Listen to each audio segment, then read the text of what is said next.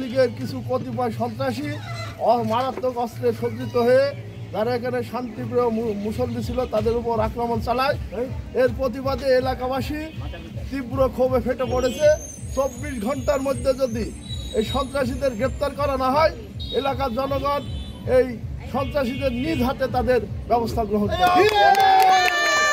কার্যক্রম চালিয়েছে, আমাদের নিরীহ মুসল্লিদের উপর হামলা করে আহত করে হাসপাতালে দিয়েছে। তাদের গ্রেপ্তার যদি আজকে 24 ঘন্টার মধ্যে না করা হয়, আমরা এলাকার জনগণ সবাই একসঙ্গে হয়ে প্রয়োজনে তাদের বাড়িঘর এই এলাকা থেকে সবাই বিএনপি জামাত একসঙ্গে এলাকার সমস্ত জনগণ একসঙ্গে হয়ে তাদের এলাকা ছাড়া করা হবে, প্রয়োজনে যদি গ্রেপ্তার। ধন্যবাদ।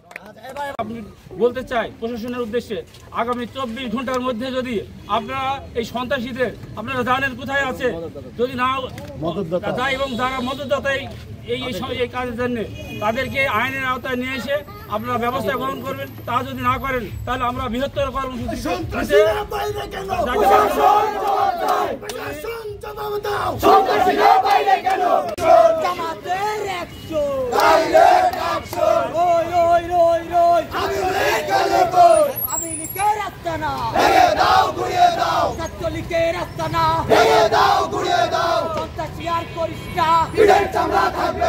রাজপথে উঠিস না, চামড়া থাকবে না, করিস না।